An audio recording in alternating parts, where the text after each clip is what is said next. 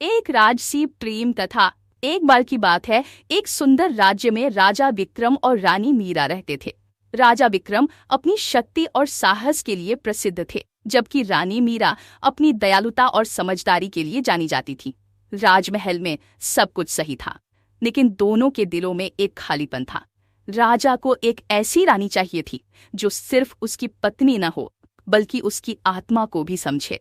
एक दिन राजा विक्रम को राज्य के लिए एक महत्वपूर्ण निर्णय लेना था। उसने अपनी रानी से सलाह लेने का फैसला किया। जब रानी मीरा ने अपना सुझाव दिया तो राजा को लगा कि यह वही विचार था जो वह खुद सोच रहे थे।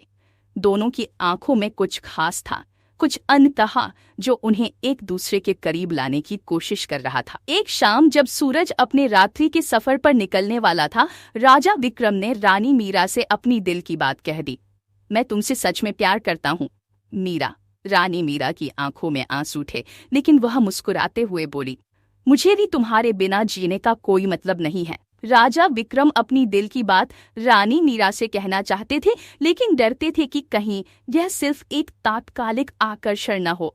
रानी मीरा भी अपनी भावनाओं को समझ नहीं पा रही थी। एक दिन दोनों के दिल में कई सवाल थे।